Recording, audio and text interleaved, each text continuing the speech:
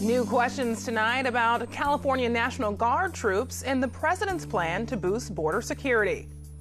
I do not think it's for any kind of generosity towards the immigrant community. I think it's strictly to put a wedge between all of us.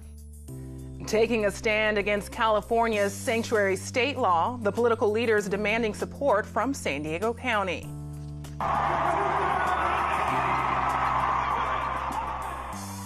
The rain and wind could not slow down Boston Marathon runners. We'll hear from the winner from Chula Vista. KPBS Evening Edition starts right now.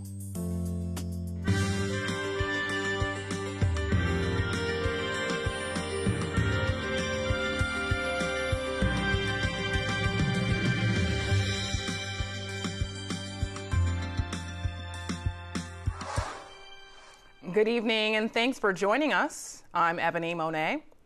Plans to call up the California National Guard may have stalled. Despite praise from the president, the Pentagon says the two sides haven't reached an agreement. KPBS military reporter Steve Walsh has the story. It was a rare, if fleeting, moment of agreement between California and the Trump administration. Last week, Governor Brown laid out a series of conditions to call up 400 troops as part of a multi-state effort. At the time, President Trump praised the governor on Twitter, but sources at the Pentagon told reporters that talks have stalled regarding how those troops will be used. Brown wants to bolster current Guard missions to fight drugs and terrorism. In the three other border states, the troops are deployed along the border in supporting roles for custom and immigration enforcement. Joshua Wilson, spokesman for the union representing Border Patrol agents in San Diego, says planning is underway to find support roles like surveillance and vehicle maintenance. There's been reviews of which positions that are currently occupied by patrol agents could be occupied by a guardsman. A California Guard spokesman says they're still waiting for formal response from the Pentagon. Trump is the third president in a row to ask California to send troops to the border. Steve Walsh, KPBS News. People in San Diego are divided over the Trump administration's lawsuit against the state of California for its new sanctuary law. KPBS Frontiers reporter Jean Guerrero tells us amid rallies in favor of the law, today North County officials urged the Board of Supervisors to join the lawsuit against it. Officials met here in Kearny Mesa, saying they stand against the California Values Act. They say the County Board of Supervisors should join the federal lawsuit against California. Former San Diego City Councilman Carl DeMaio says sanctuary law hurts public safety by limiting cooperation between local law enforcement and federal immigration officials. Sanctuary state and sanctuary city policies are about providing benefit to only one group, hardened criminals. The sanctuary law does not limit cooperation with federal immigration for the most serious offenses, such as felonies and violent crimes.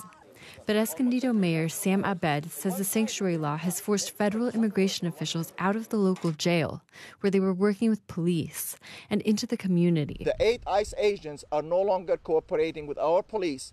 They are in our neighborhood, picking up dreamers, picking up immigrants with no criminal record, and separating families. Wake up, Sacramento, and have the moral courage to say this is not good for the immigrants. The speakers brought up Ingrid Lake. She says an immigrant who was here illegally injured her son in a car crash. She says the immigrant was only charged with a misdemeanor, so if he were arrested again, police wouldn't necessarily hand him over for deportation. The sanctuary state law in its current form would shield him from being turned over to immigration officials. Supporters of the law say it makes communities safer by encouraging immigrants to report crimes. Before the sanctuary law, more immigrants feared coming into contact with police. Rallies urging the supervisors not to join the Trump lawsuit were also held across the county. Please do not side with the Trump administration's policies that have been threatening not just our Constitution, but our democracy. The lawsuit against the state of California challenges the constitutionality of the sanctuary law. From Kearny Mesa, Jean Guerrero, KPBS News. From learning about the political process to being part of it, students at 2 San Diego schools will host a forum tomorrow for candidates in the 49th Congressional District. KPBS education reporter Megan Burks got a look at the preparations. Students in Preston Peden's Theories of Social Change class took Friday to catch up on the week's political news. They need to know the latest to craft relevant questions for the forum to be held at Pacific Ridge School. So you can look up what are their recent statements, what are their party platforms, what are their beliefs, what are their hopes. Pacific Ridge Junior Rebecca Shields has been following the Me Too movement and hopes to include questions on gender inequality and sexual assault. Also on the agenda are gun legislation, the economy, immigration, and the environment. I felt that that was really a way to grow for me, because it was not just thinking about what I personally feel is important, but going beyond to try and consider the voices of the entire demographics of everyone in our district. The students say they're energized by the youth movement that's grown from the school shooting in Parkland, Florida. They've realized they have a right to hold elected officials accountable, even if they can't vote. You hear a lot that the youth aren't interested in voting or interested in politics, and I think that, the more that we speak out and advocate, then the more that we can change that opinion. La Jolla Country Day School is co-hosting the event. Teacher Jonathan Schulman says the students coming of age during the Trump presidency are especially poised to change that opinion. The benefit of so much of the, I think, political conflict of the last couple of years is that the students have stepped up and realized this is something they need to get involved in, and this is something where they have a voice, and that voice counts. 7 of the 16 candidates have confirmed they're attending the forum. Voice of San Diego editor and CEO Scott Lewis will moderate, but this is their voice, their hopes, and their questions, and it's going to be awesome to see. Megan Burks, KPBS News. Republicans in Congress are calling for mandatory work or job training for those who receive federal food aid. KPBS reporter Matt Hoffman talked with a local advocacy group that says the changes would hurt San Diegans. The San Diego Hunger Coalition has been working with the county to identify the impact of the proposed regulations. Right now, estimates are somewhere around 25,000 San Diegans would need to meet work requirements or be kicked off of the program. In total, over 260,000 San Diegans receive the assistance, which is distributed through electronic benefit transfer cards. Also known as EBT, many local stores accept the food benefits known in California as CalFresh. A proposed change to the benefits calls for able-bodied people ages 18 to 59 to work 20 hours a week or go through job training. The Hunger Coalition says the federal program known as SNAP was created to help people access basic food resources, not create job training programs. We don't believe that SNAP is a place to do that. If Congress truly believed in improving workforce development, they would invest in programs that already exist that have proven track records for improving employability. The proposed work requirements would not go in effect until 2021. Matt Hoffman, KPBS News. People who lost homes in recent wildfires and mudslides will get help as they rebuild. An executive order from Governor Jerry Brown suspends all state regulations involving mobile and manufactured homes. The order will last for 3 months. Some zoning laws will also be waived for those who are rebuilding. Governor Brown is also bringing his message on climate change to Canada. Brown met with his counterparts in Toronto, where he was recognized by the Legislative Assembly of Ontario. He told the audience he views President Trump's efforts to reverse course on climate change policy as a temporary setback. Tomorrow, the San Diego City Council will consider changing rules to make it easier to spruce up vacant neighborhood spots. KPBS reporter Claire Tragesser says this all started after a group in Encanto was forced to scale back its makeover project. The Urban Collaborative Project gave this spot at the intersection of Euclid and Imperial Avenues a makeover. They added places for people to sit and planters to make the area into a gathering place. But they didn't have the required permits and they had to take them down. So city staff began rewriting the rules to streamline the permitting process for similar projects. The new rules would allow one permit to cover everything and include money for grants and loans to cover permit fees. Barry Pollard, the head of the Urban Collaborative Project, says it's a step in the right direction, but he wishes the rules went further. Since we're talking about this being a community-based effort to make community-based gathering places, then it would make sense to me to make that goal affordable for every community, not just some communities. He would like to see a sliding scale for permitting fees to cut costs for nonprofits with smaller budgets. Claire Tragesser, KPBS News. A nonprofit coffee cart in City Heights aims to help the community grow through its employment and mentoring program. KPBS reporter Taryn Minto says now a mobile Java spot that first opened in an alley is also growing. A little bench right here. We want to make this space look super cozy and welcoming. Sterling Tran shares her future plans for the new home of the City Heights Coffee House. The nonprofit focuses on hiring and mentoring youth, immigrants, and others who face employment barriers. Co-founder Tran says the move to University Avenue is an exciting expansion from its alley location because the bigger space means adding to its team of 3 employees. We are really operating to try and be a sustainable business. So as of now, we're going to start off with 5 employees. And then hopefully as the business grows, we'll be able to employ more people from 8 to 10. Tran says the new location also helps the nonprofit build a stronger connection to the neighborhood. Now we have the opportunity to meet other businesses, and that's something that is super exciting to me, not only connecting the people that live here, but also the businesses that operate here. The owner of the neighboring Chinese herb shop, Esther Vaughn, welcomed Tran with a hug. She says she's excited the coffee spot could bring increased foot traffic near her store. Make an area, get some more people. Yeah. Tran says pending an inspection, the cart will still sell coffee from inside the storefront, while the interior is under redesign. She says she's working with community members to include colors, patterns, and other elements that reflect the cultural diversity of the area. She says she hopes to hire skilled residents to create handmade pieces for the space. Taryn Minto, KPBS News. I'm Judy Woodruff. Tonight on the NewsHour, the president trades barbs with the former FBI director following an interview that targets the commander-in-chief. Coming up at 7, right after Evening Edition on KPBS. For the first time in 33 years, an American woman has won the Boston Marathon, and it's a woman who calls Chula Vista home.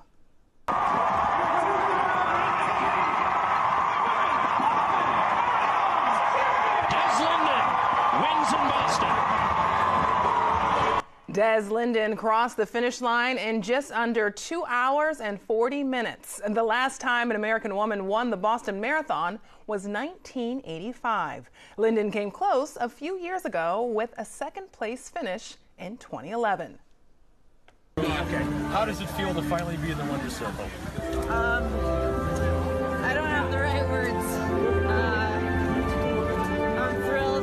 It's supposed to be hard, and I just want to thank John Hancock and the AA for giving me the chance year after year and believing in me sometimes when I didn't believe in myself, and it's good to get it done. Des Linden graduated from Chula Vista's Hilltop High in 2001. She has also competed in 2 Olympic Games. Well, it's going to be mostly sunny this week, but there's a chance of rain on Thursday. Erin Calandra has details in tonight's forecast. I'm sure you noticed the drop in temperatures. That's because we had a cold front move through and it was awfully gusty. In fact, here we are in the mountains, also in the desert. It's really just the interior areas. We have a high wind warning. If you're driving across those regions, be careful. Both hands on the steering wheel because wind gusts up to 55 miles per hour. Here we are taking a look at the satellite and radar. Spotty, very spotty showers in places. Mostly everyone here in the county is staying dry. There is some precipitation to the north of us, like Fresno, Bakersfield, for example, and everyone around here needs the rain, so that is a good thing. It's just not really going to reach us. 55 degrees tonight, partly cloudy, and it's still going to be windy again in those interior areas. Along the coast, not so much. In Oceanside, we're reaching 40 degrees tonight. Chula Vista, 52. Ramona, around 39, and in Borrego Springs, 49 degrees. Now, Tuesday, it's going to be chillier behind the front. Now, temperatures are warm. So when I say chillier, I mean really just back to normal. But when it has been so warm the last couple of days, you'll certainly feel a change in the temperatures. San Diego, 67. That's really right around average. In Poway, 70, Alpine, 68, and Mount Laguna at 52 degrees. Everyone will have sunshine, and that sun is nice and warm. Wednesday in the coast, 69 degrees. By Thursday, could see a possible shower with another front that is moving through. It will be light and spotty, so most people staying dry. Friday, a bit warmer and sunny. By Saturday, we're at 75. And the interior areas, again, could see a spotty shower Thursday. The coolest day of the week at 64 degrees. And then for the weekend, look at that. We warm up to 83 degrees on Saturday. In the mountains, it's steadily getting chillier through Thursday, where we could see a shower in the morning. 45 degrees our low, down around 30. So a chilly night. Friday, we rebound to the 60s with some sunshine, and in the deserts, we dip down to 71 on Thursday. Should stay dry, though, and then we jump right back up to the 90s for the weekend. For KPBS News, I'm Erin Calandra. Ebony, back to you. A small newspaper in Santa Rosa has won the Pulitzer Prize for its coverage of last October's wildfires. The Press Democrat was announced as the winner in the breaking news category during a ceremony today in New York. The Arizona Republic and USA Today won for its collaboration on a border wall series. And for the first time, a rap artist won the music category. And last, but certainly not least, for music. The prize is awarded to Damn by Kendrick Lamar, a virtuosic song collection unified by its vernacular authenticity and rhythmic dynamism that offers affecting vignettes capturing the complexity of modern African American life. Other Pulitzer winners announced today include the New York Times and New Yorker for coverage of the Harvey Weinstein sexual harassment case that led to the Me Too movement.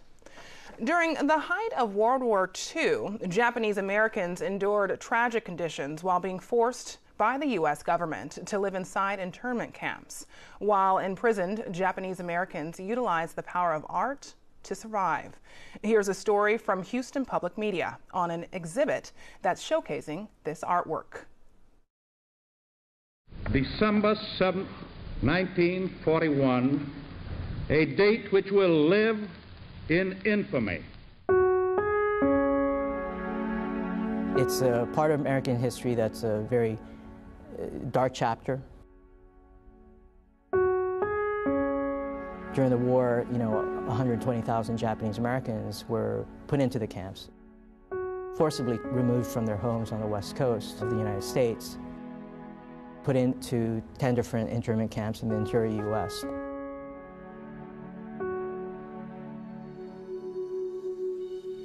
My late father and his family were a farming family in the central coast of California, and they were forcibly removed from their home, and they had to leave their home with one suitcase each. I was 13 and a half months old. My mother was pregnant with my younger brother then, too. So I can see why they were very, maybe not scared, but anxious about where they were going. They had like 7 days to get everything together to go. Mom being pregnant, of course, stacked up on diapers because we could only take what you could carry. My name is Delphine Hirasuna, and I am the author and curator of a book and show that is called The Art of Gaman, Arts and Crafts of the Japanese American Internment Camps, 1942 to 1946. Gaman, when I was growing up, that was the word that every adult said. If I said, I don't like school, I don't want to go, it was like you just have to go gaman and just go anyway. When you talk to people, it occurred to me that everybody said the same word, gaman. I think that when they initially got to camp, I don't think they were thinking of making arts and crafts. But because their living unit had no furniture, it started out just trying to take care of their basic necessities. And because they were held there 3.5 to 4 years, at some point it was like, okay, we've made our furniture, let's see, something to beautify the barrack. And so part of it was just looking for ways to keep themselves entertained, keep themselves from going nuts.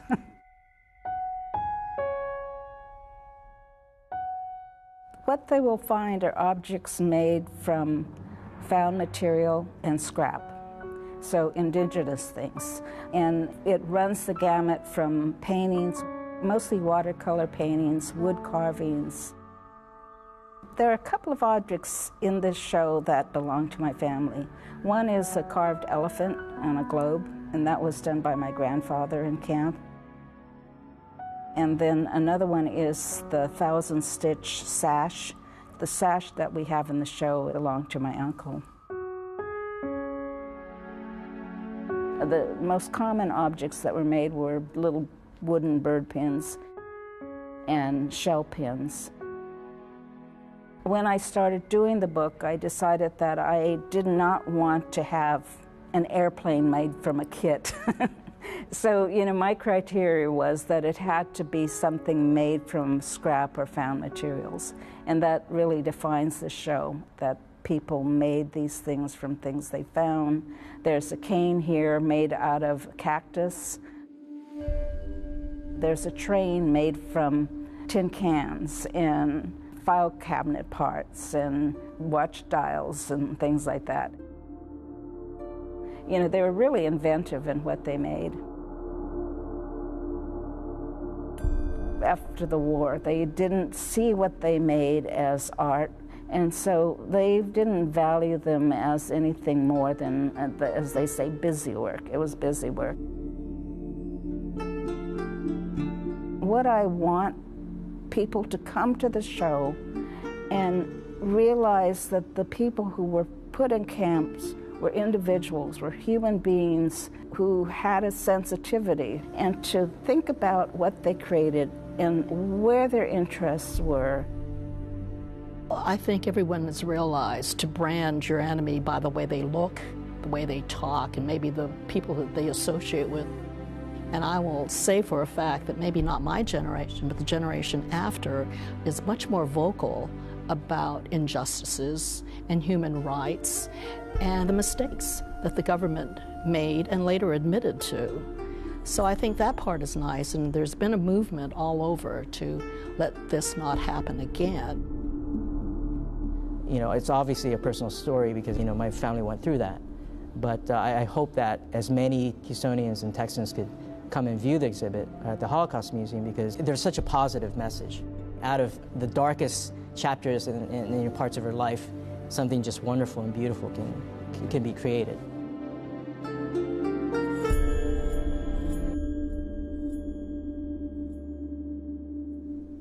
This just into our newsroom. The San Diego County Sheriff's Department says it's going to take another look at the death of Rebecca Zahau. She was found hanging from the balcony of the Spreckles mansion in 2011.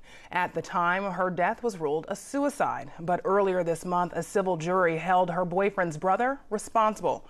In a statement, Sheriff Bill Gore says the civil case included new analysis of existing evidence, so his department has agreed to a new review. He says it will be done by investigators with no prior involvement with the case. Gore says he expects the review will take 90 days. SpaceX and NASA are delaying the launch of a satellite that will search for new planets. The test satellite was supposed to launch today from Cape Canaveral. The launch is now set for Wednesday. The satellite will seek out planets that might harbor life beyond our solar system. In your home, a connected device may be a television or a kitchen appliance. On a dairy farm, the connected devices are cattle. Artificial intelligence is changing the way farmers track the health of their cows. AP reporter Carrie Antelfinger has the story. The average number of cows on a big dairy farm is on the rise. So how do farmers know what's going on when they have 2,000 cows to watch over? The answer? Artificial intelligence. It can pick up whether the cow is eating, whether it's ruminating, whether it's walking, whether it's drinking, whether it's laying down, standing up. Richard Watson, a Georgia dairy farmer, is referring to technology called IDA, or Intelligent Dairy Farmer's Assistant, and it goes around a cow's neck. Our cows are outdoors 365 days of the year, and so there's not the human contact, if you like, with the cows on a continuous basis throughout the day. The device created by Connectera uses a Google platform called TensorFlow, which feeds data into a so-called neural network that recognizes patterns. It helps farmers identify cows that are sick, less productive, or ready for breeding.